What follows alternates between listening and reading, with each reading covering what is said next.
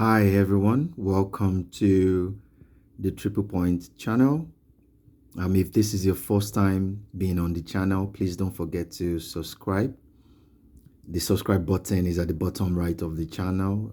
Please do ensure you click that to support the channel. Thank you. Today we are going to be talking about percentages, discounts, and percent increase or decrease. Percentages generally is from the word centum, which signifies 100. So when you hear percentages, what it basically means is everything sums up to 100%. The totality of the value is in 100%. From the word centum, percentages is from the word centum, which signifies 100. So it means if you have 5 balls, for example, in a sack, the total percentage of that 5 balls is 100%. That 5 balls represents 100%. If you take 2 out of the balls, you are left with 3 balls. You do not have 100% left in that bag anymore because 2 of the 5 has been taken. So in totality, the final value, the absoluteness of any number with respect to 100% to a percentage is 100%. From the ball example that I was talking about, if 2 balls were randomly selected out of the 5 balls, you'll be left with 3 balls. And as such, you can't have 100% again because in terms of everything in that bag, which was 5 balls initially, which represented the 100% of the value of that bag, you are short of 2 balls. So basically, that's just what percentage is all about. And usually it's represented in 100% with the 100 and the percentage sign by the side of it. That doesn't mean we don't get to have values higher than 100%. All it just says is whatever value you have, even if it's more than 100%, you're still going to tie it back to the 100 implication of the percentage, which is what percent is all about. What are the various expressions of a percentage? You could have 5%, you could have 8%, you could have 25% of something, you could have 120% of something, you could have 2%, 7%. It could be in any form. It could be in any form, really. It's not cast in stone. But what you should know is once you hear the word percentage, it's what that value represents in 100 of it. So when you see 5%, it means what it means 5 in the 100 of it. So that will be 5 over 100. So 5% equals 5 over 100. Don't forget we said percentage is from the word centum, which represents 100. So when you see 8% of something, it means 8 over 100. That's 8%. When you see 25% of something, it means 25 over 100. If you see 120% of something, like we said, the fact that 100% represents the expression for percentage doesn't mean we don't get to have values higher than 100.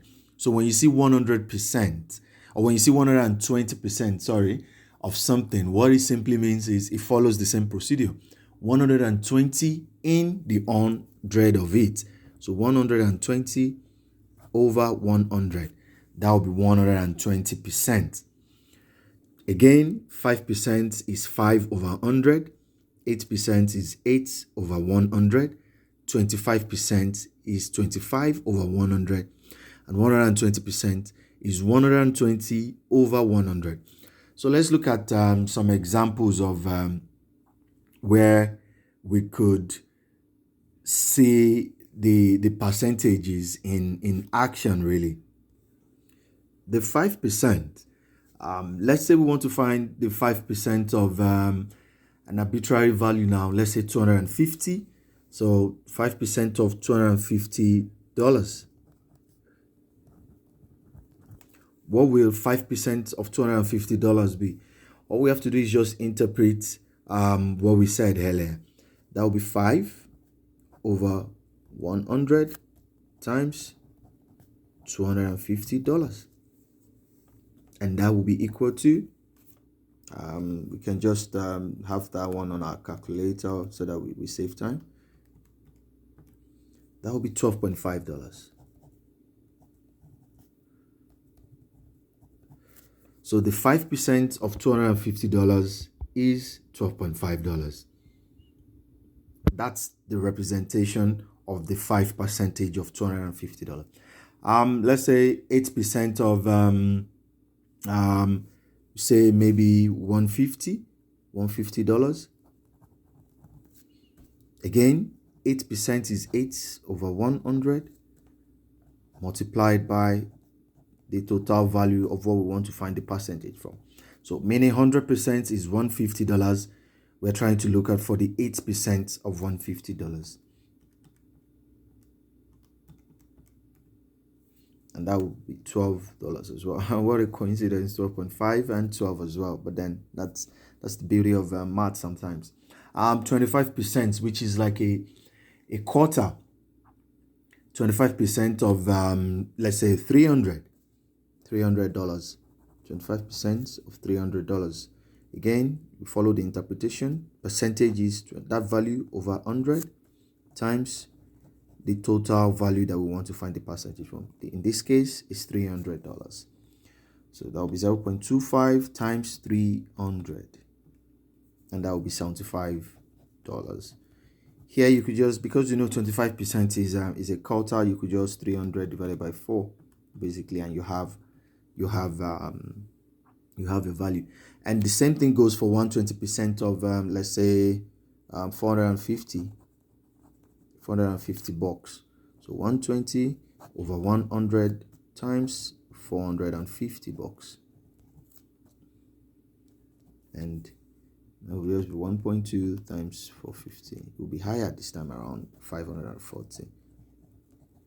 So that will be 540. So we've seen examples where we've used 5%, 8%, 25%, and 120%, which tells us the fact that the baseline is 100% doesn't mean we don't have percentage values higher than 100. All we just have to do is just follow the same principle. That value over 100 is an expression of the percentage. Let's look at the everyday application of percentages. Discount is a very popular application. We go to stores, we go to popular outlets, electronics, phone shops, and any other possible outlet to buy our things we need. Sometimes one thing we're always looking out for is discounts. Some people probably buy stuffs during some seasons to enjoy the discount. This is a very wonderful everyday application of percentage. What we have here is during the Christmas season, every TV sold at a popular electronic outlet gets a 30% discount. What would be the price of a $450 TV now if I buy during that season? So in this everyday application, the price now is $450, and if I wait till the Christmas season, I will enjoy a 30% discount on that TV. So how much is it going to cost me if I have to wait to buy during the Christmas season? The first thing here is to map things out appropriately. The discount we are going to enjoy during the season is 30%. The current cost price is $450. The current cost price is $450. And what we are looking for now is the season cost price. That is what we are looking for. That is what we want to find out. What will be the price if I have to wait to buy that TV during the season, during the Christmas season? And the season cost price is going to be the current cost price minus the discount. It's going to be the current cost price minus the discount. So what's the current cost price? We already have that one itemized there, $450. 450. And what's the discount? The discount is 30% of the current cost price. So we could open a parenthesis here and have 30%. Don't forget we express that 30% in 30 over 100 multiplied by the current cost price. So the next line would be, to break it down, that would be 450 minus the value of 30% of 450. That's 135.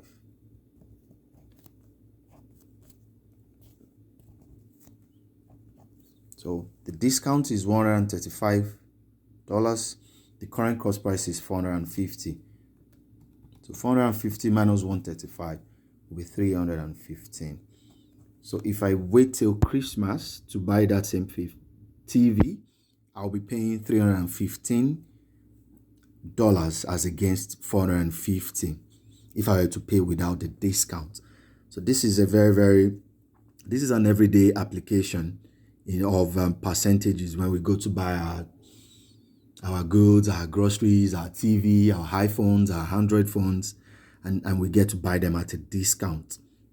Another example here is of a percentage application in our everyday life is seen is this second example. I'm going to a new year of our rental agreement. At some point, we've all rented apartments, condos, basements, and the rest of them. My rent will be $1,350 as against $1,200. What is the percentage increase or decrease of my rent? So in this question, my current rent is $1,200, but by the expiration of that rental year, I'll be paying $1,350. And the question is asking what will be the percentage increase or decrease of my rent. And so again, it's always important to understand the question and to write out the data clearly so that you can know how best to answer the question. So what's the current rent? The current rent is $1,200. The new rent in the new year, in the new rental year, is $1,350. So what's the percentage increase or decrease of my rent? So my rent is moving from $1,200 to $1,350. It's moving from $1,200 to $1,350. So the percentage increase or decrease would be, first of all, what's the difference? So it's important to find the difference in rent. The difference in rent is 1,350 minus 1,200. 1,350 minus 1,200. That is my difference, and that value equals to 150. So my rent has either increased or decreased by 150. That's the difference. Now, what's the percentage increase or decrease? Obviously, it's increasing because it's not like it's decreasing, because the current value is 1,200 and it's going to be 1,350. So that's an increase, not a decrease. So we've answered a part of the question. So I'm going to have $150 increase in rent. Now, if I'm going to find the percentage now, the base value, the original value was 1,200. So I'm going to express this $150 difference, which is the increase, as a function of 1,200, not 1,350, which is the new value. because the old value is 1,200. So the percentage increase is $1.50 divided by $1,200 cents, and the dollar cancels dollar, and then that will be the percentage increment. So my rent has increased by 12.5%. The rent has increased by 12.5%. So let's verify if that's what it is really.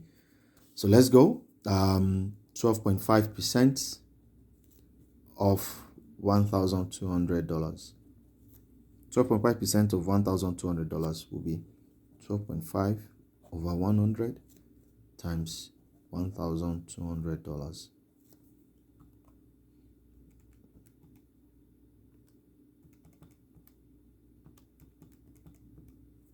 It's equals to $150,